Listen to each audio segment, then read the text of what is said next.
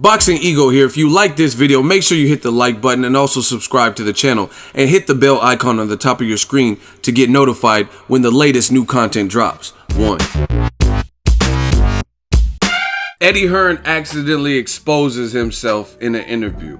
Stay tuned. What up, Fight World? It's your boy Ego and I'm back with some more boxing. Make sure you smash the like button. Also subscribe to the channel for the latest and greatest of boxing. If you want to become part of the gang notification gang, please hit the bell icon. Shout out to the super chat channel donations, the Venmo donations, and the Patreon family. We working. Now, I did a video about ESPN. They shred the joke offer, which I've said the same thing. Basically, check that video out. And Eddie Hearn just did an interview with Fight Hype, and it's really more of the same. I don't think that we're gonna get this fight next because you see, like the ESPN article said, the games that are being played. Now, I don't think Eddie Hearn realized this, but he kind of caught himself up. Listen, the link is in the description. You guys can hit the dislike button. I'll join you. That doesn't matter. What matters is that the message is still out. So until you find a way to stop the message, you will fail going against new media. Anyway, Fight Hype's interview, exclusive interview, the link is in the description. I want you guys to fast forward to the 7-minute mark, and this is how, in my opinion, Eddie Hearn exposed himself, because he starts talking about the business side, and it doesn't make sense for you or Joshua to take a job that is a massive risk, a big, huge risk for similar type of pay. And I think this is ultimately what we're dealing with. They know Wilder is a massive risk. He has deadly power, vibranium in his right hand, and they're saying he can make similar money or 20 times the amount versus this guy, right? So why would we fight that guy? That's what he says. Go listen to it. And I think this is the ultimate problem. He also says that there's no percentage split, but he's down to talk, right? He's down to talk. He's going to be in New York for Jacobs' fight, so he wants to meet up with Wilder's people. He claims he has never received any correspondence or counteroffer from them, even though Showtime Network, an employee there, said that he heard that they did send the offer. I don't know. But either way, that's what it boils down to. Angel Garcia said something similar about his thoughts. He did an interview one time and he was talking about cherry picking. And he was talking about, yeah, we make this money versus this guy. Yeah, we cherry pick. He said something like that. So that's basically it. He says boxing is a business and you have to understand. I don't understand what people don't get about this, right? And there's even spots where the Fight Hype interviewer was trying to get questions off, and Eddie Hearn almost cut him off. Like, you know what I mean? He didn't even allow him to finish. And then he said something. You guys got to listen to the full thing. But he said something about, what about people saying that Eddie Hearn or Joshua is ducking Wilder? And he says, why? Because we're offering him 5 to 6 times his greatest purse that he's already achieved. Listen, I've already rebuked that. His greatest purse is, let's say, the $2.1 million for Luis Ortiz. He got $4 million in a civil lawsuit because Povetkin failed a drug test. These are all factual things. There was a civil suit. So you keep focusing on his biggest boxing purse, and his biggest purse came outside of boxing, but it was related to boxing. That's for starters. So I don't think he's starving for cash like Eddie Hearn is making him sound. That's why Team Wilder knows their worth. Eddie Hearn's trying to distract with a bunch of like, oh, he has 3 people in his pocket and 3 managers. That's his business. I don't think that's why he's trying to get a fair deal, because he has multiple people that work with him. Because if he didn't like that, then I'm pretty sure he wouldn't use one of them or all of them if that was the case. That's one thing. But more distractions from Eddie Hearn. And he's saying they don't deserve a percentage split. And he says, why don't, the interviewer said something like, why don't they deserve a percentage split? And he's like, oh, because if we could, he said something like, basically, if we could get away with it, why should we give them a percentage split? Joshua's the draw.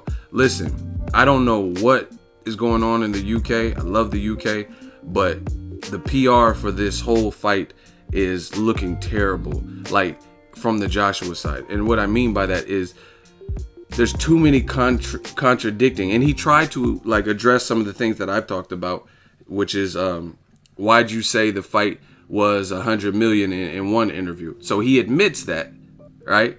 And he's like, I do hope, But he didn't address the part where Eddie Hearn says that he thinks this fight will do greater than Mike Tyson and Lennox Lewis, which did over $1 million. So he only addressed the hope part, and he made it sound like, oh yeah, I did hope. But if you go read the independent.co.uk, see, I know all my sources.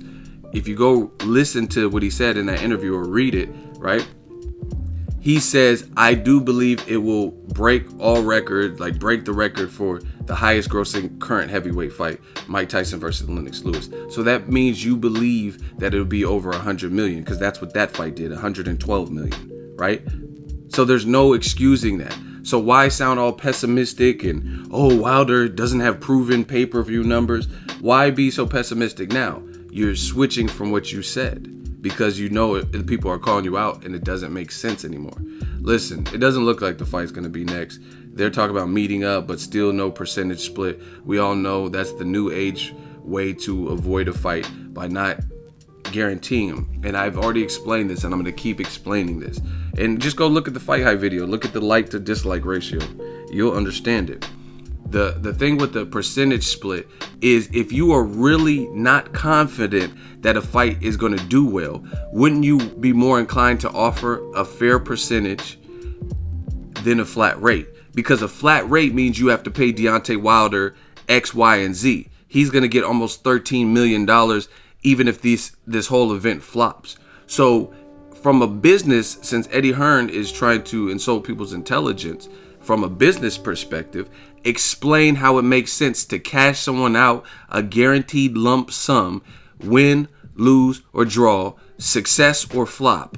Why would you give someone a flat fee, a flat rate, as opposed to a percentage?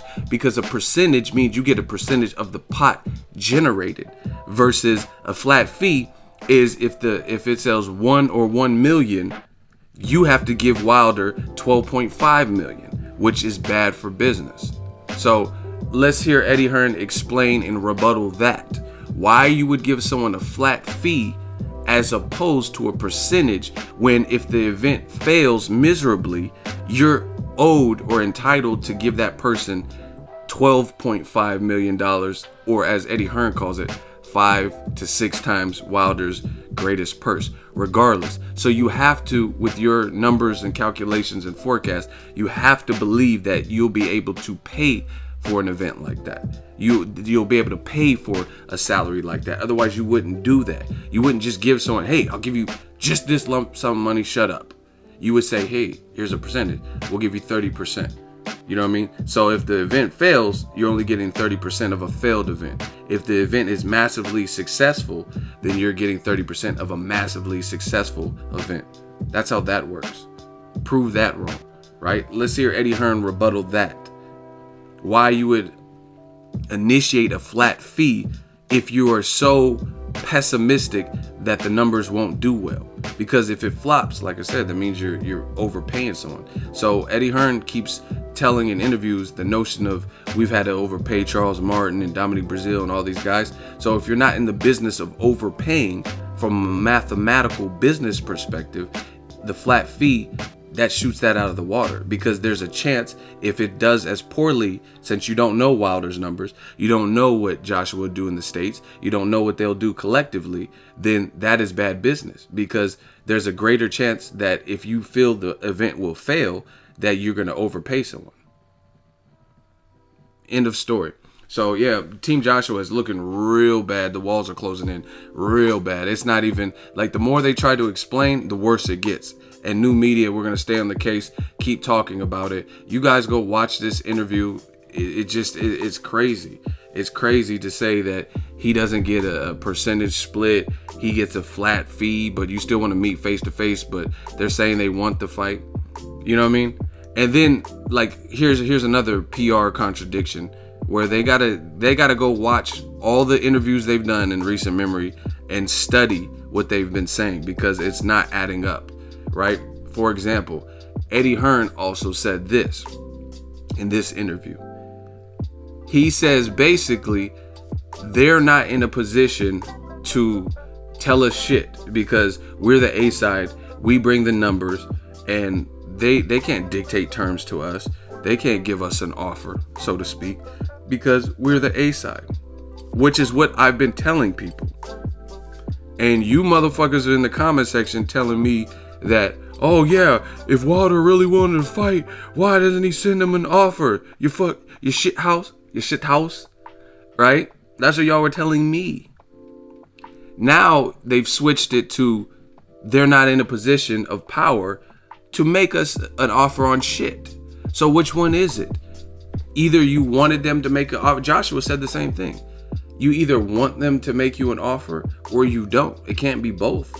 You know what I mean? Either they're the B side and they got to sit back and negotiate, and you start the negotiations as the A side and you put out the first offer, or you want them. Joshua was on the gloves are off, and he said this could have been Wilder, but it's Joseph Parker because his team stepped up. And he's done IFL interviews and all kinds of interviews where Joshua says, oh, we haven't received an offer from them. We haven't received an offer. And the whole argument that I was using is, why would you receive an offer from a B side? My specific example is, can you picture Marcos Maidana sending Floyd an offer, telling Floyd to sign the contract? You know what I'm saying? So Eddie Hearn, Joshua is all over the place regarding Joshua Wilder. And now it's coming to head. Let me know what you guys think. Drop your thoughts in the comment section. Make sure you smash the like button. As always, hate, comment, and subscribe. Till next video is Ego signing off. So if you enjoyed this video and want more content like this on the channel, you can show your appreciation by going to the PayPal donate button or the YouTube support button. And you can donate any amount that you feel is equivalent to the value of this video. Much more to come. Thank you guys for your support. Boxing Ego, the future of boxing.